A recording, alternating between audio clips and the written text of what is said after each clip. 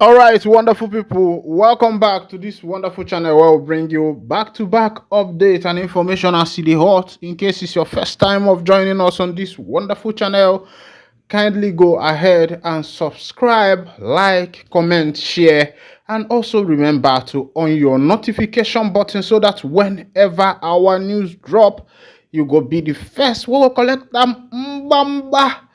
As it dey be for the obodo for Naija, the matter wey be say e concern Mazi Nnamdi Kanu Ohamadike, one of Ndi Igbo. As it dey be, from the way we dey see look of things, e be like say the current president of NIG Ndi Obodo Ụmụ has entered into wahala, because looking at Mazi Nnamdi Kanu's citation during his last court appearance, everybody was marveled, even the barristers, the legal counsel, sons, judges who were by Mazi Nnamdi Kanu's side. We are surprised for him to have cited those parts of the constitution that he is not supposed to be tried in Nigeria. And that is another falling inside of pepper soup for the NIG president, Oga Bola Ahmed Tinubu, because that matter now is getting out of hand, because for Mazi Nnamdi Kanu to have cited that particular law, it shows that something is really getting out of hand as it be. And everybody's wondering what is going to be the aftermath. What is going to be the aftermath of this particular case? And by the look of things, my brother, I will tell you that the NIG government is in hot pepper soup. The NIG government is in hot pepper soup because from what I'm seeing, you find out that the NIG government is in big hot pepper soup. The pepper soup they are in is not just a pepper soup, but a hot one. Because when Kanu cited that particular part of the constitution, if you watch that video, if you have not watched the video, scroll down to my 8 days or maybe past 5 days broadcast or past 3 days broadcast, you will see that video there, where Kanu was talking about, was quoting the constitution. He cited the constitution and said that the NIG government does not have the right to try him. And when he cited the constitution, there was something he said. He said that the NIG government are bona fide members of this particular constitution. They signed the constitution, that they cannot go back and fall their hand in the constitution because they are bona fide signatory to that particular constitution which they signed. That is to say that Mazi Nnamdi Kanu, is not supposed to be tried in Nigeria court. There is something I want to say before I continue. Anything you are doing in this life, my brother, my sister, try to become experts in that thing. Whatever you are doing, you can be a mechanic, you can be a vulcanizer, you can be a welder, you can be a lawyer, you can be a politician. Is not even an occupation, because you can be anything. You can be an architect. But the main thing is that whatever you find yourself doing, make sure that you are the best in that thing. You know, when MNK appeared the last time in court, I looked at him. He was looking very fresh. He was not looking like someone that is in prison. At least he's looking fresh. He's not looking like someone that is in custody. And he still came out with his Fendi.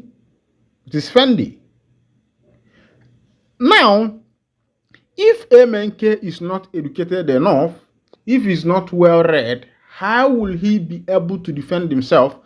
Did you see that Amen case 2 words have covered everything that the lawyers, we are trying to find out in the past 4 years or in the past 2 years of this particular case, past 3 years now. MNK in one day quoted everything. Honor, it is good that whatever you are doing, try and become best in that particular thing. Meanwhile, let's go to another information as it hot. Police don't uncover plans to unleash mayhem in Kanu. There has been a lot of katakata recently in Kanu State due to the issue of emir, and it looks as if this emir and monarchia traditional stuff of a thing, Igwe of a thing, the politicians has put hand into it. Yes, the politicians have decided to take over people's tradition in Africa in order to be able to control the people,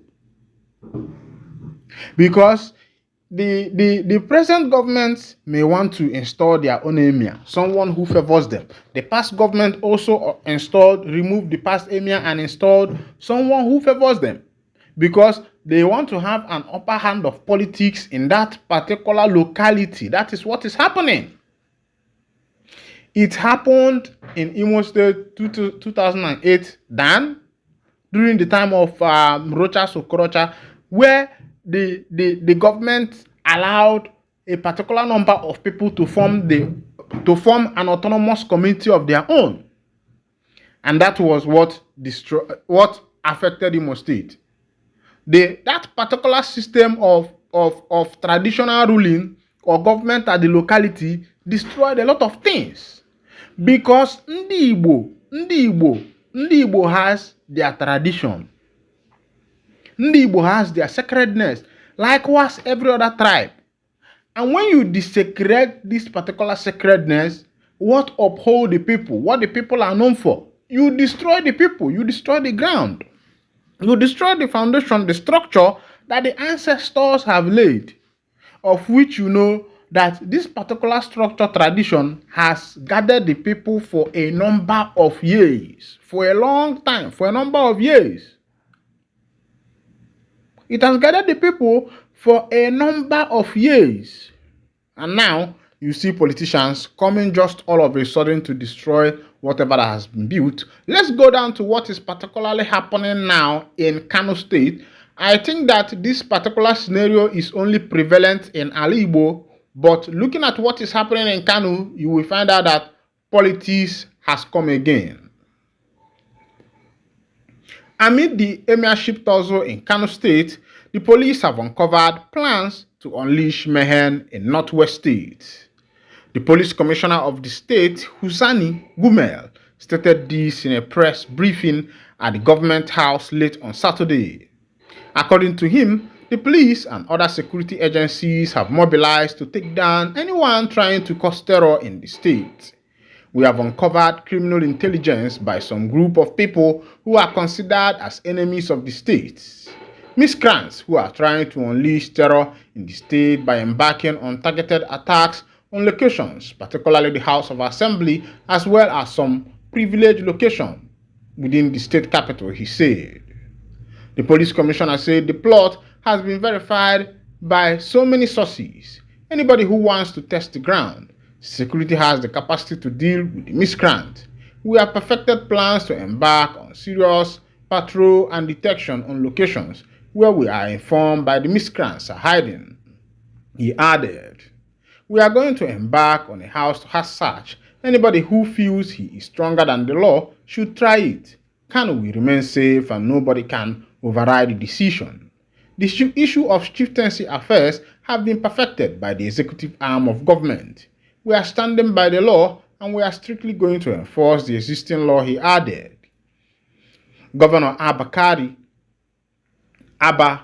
Kabi had on Thursday dethroned Aminu Ado Bayero and replaced him with Muhammadu Sanusi II, a development that has been met with protest.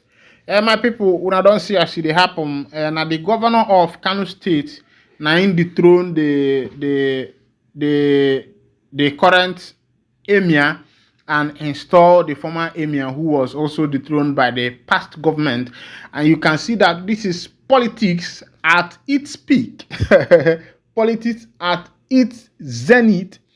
When politicians tries to play politics with traditions and customs of the people, you will find out that some of these things usually have a bad repercussion in the community and among the people. I think that politicians should try their best to separate politics with the people's tradition. Yes, because if the people's tradition are separated from politics, you will find out that the people will have a voice. The governor is there. The emir that he wants to install is his person.